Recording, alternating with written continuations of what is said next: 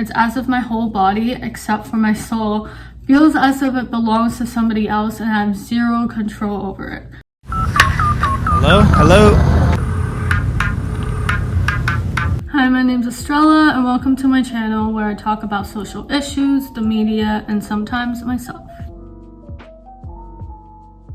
The book is a New York Times bestseller, and within the autistic community, it's pretty well known. It follows a really simple format. Essentially, the book would have a question, and then the author would answer the question in a few pages, and then move on to another question, so on and so forth. While I do think the book is a lot less patronizing than a lot of other media about autism, because this is written by someone who has first-hand experience, I do think that 80% of the book, I would say, isn't very relatable to me, and I believe wouldn't be that relatable to other autistic people as well. There was just a lot of overgeneralization pretty much. But regardless, this is one of the better medias about autism, so I'm gonna be summarizing the book, talking about the highlights, things that seem the most relatable, so you don't have to read it and save time. These are the ones I found interesting. There's really not that many, so we're gonna go through them all.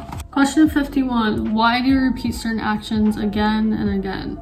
Much like you doing something, it would normally be impossible to keep doing it as often as we do, right?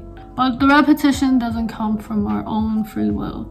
It's more like our brains keep sending out the same order time and time again. Then while we're repeating the action, we get to feel really good and incredibly comforted. From our standpoint, I feel a deep envy of people who can know what their own minds are saying and who have the power to act accordingly.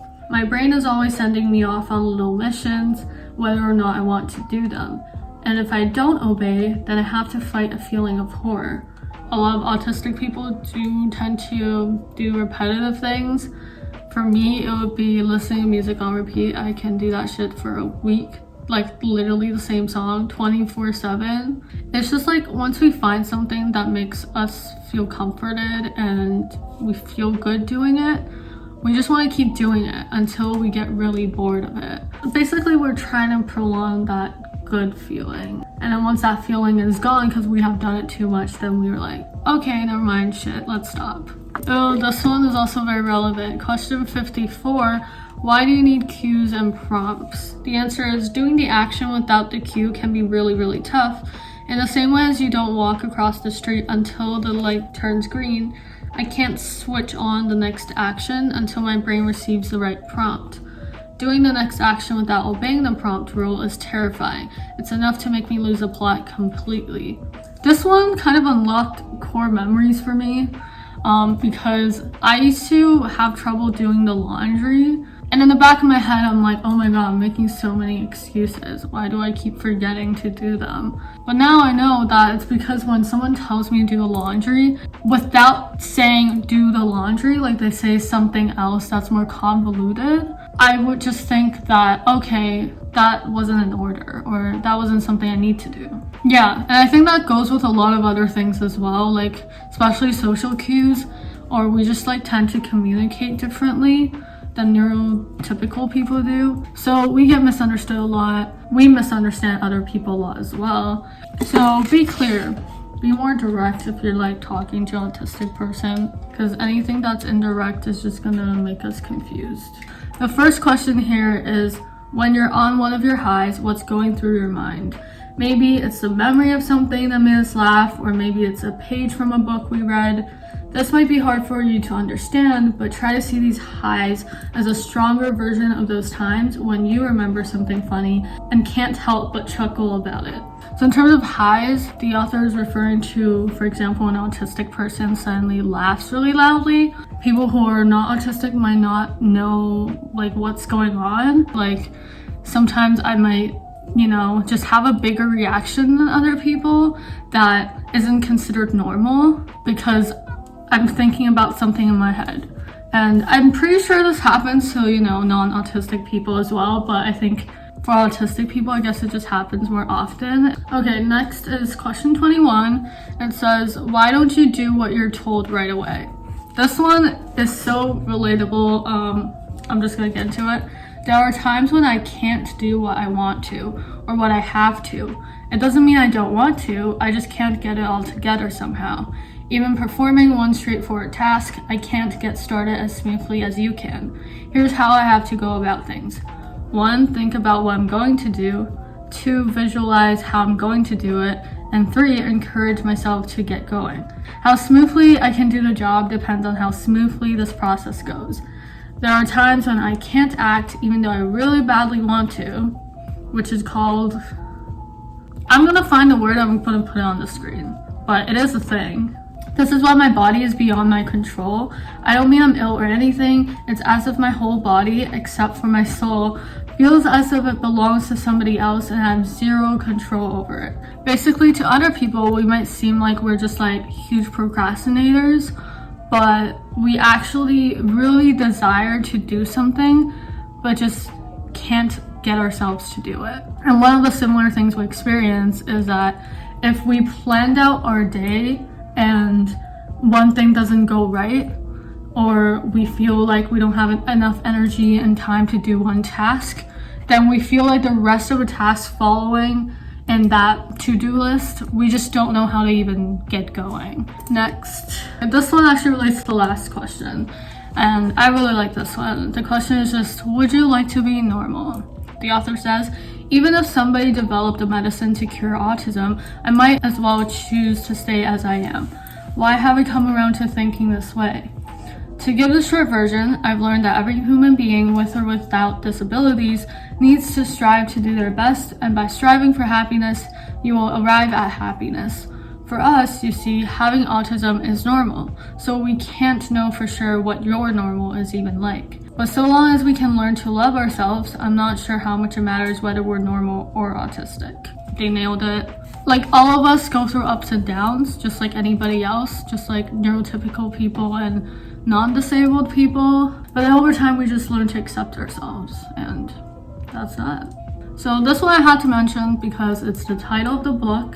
The question is, what's the reason you jump? People with autism react physically to feelings of happiness and sadness, so when something happens that affects me emotionally, my body seizes up as if struck by lightning. Seizing up doesn't mean that my muscles literally get stiff and immobile. Rather, it means that I'm not free to move the way I want. When I jump, I feel lighter, and I think the reason my body is drawn skyward is that the motion makes me want to change into a bird and fly off to some faraway place. This answer was pretty wholesome. For me, it manifests in mostly just like walking around, which I think because I grew up having to be normal, that's like my way of stimming, like doing a repetitive motion. Whenever I feel stressed or sad or really happy, I just like walk around in a circle, especially when I'm on the phone. Again, we all do different things. We all stim differently. I feel like this question's kind of funny because I've never heard anyone ask any autistic person that. But anyways, the question is, do you have a sense of time?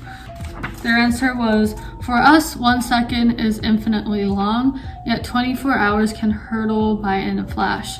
Time can only be fixed in our memories in the form of visual scenes.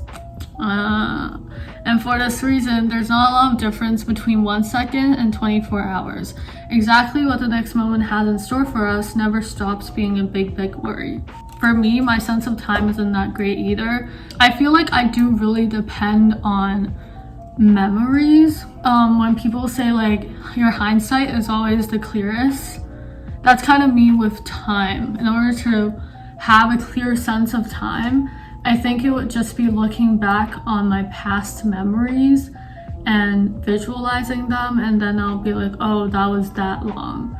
It's confusing, but also time is just a social construct. So this is not very deep, it's just another very wholesome one. And it's question 36. They said, why do you like spinning? And the answer is, everyday scenery doesn't rotate, so things that do spin simply fascinate us. Just watching spinning things fills us with a sort of everlasting bliss. For the time we sit watching them, they rotate with perfect regularity. Whatever object we spin, this is always true. Unchanging things are comforting, and there's something beautiful about that. I don't know if I spin. I think I used to do that, but Now I more so really enjoy swings. Like I would go to the park just to swing. I also have an armchair that rocks back and forth. I like those. So question 23, this one sounds kind of pessimistic. I want to preface that autism is not all bad. You know, I know there's a lot of stigma around it, but there's good and bad just like everything. So anyways, this question is, what's the worst thing about having autism? Whenever we've done something wrong, we get told off or laughed at without even being able to apologize, and we end up hating ourselves and despairing about our own lives again, and again. So to add on to this, I think the biggest thing with dealing with autism is not the traits themselves, but the stigma around autism. People not understanding what autism really is, people being patronizing, ableist, our communities not having enough social welfare programs for us.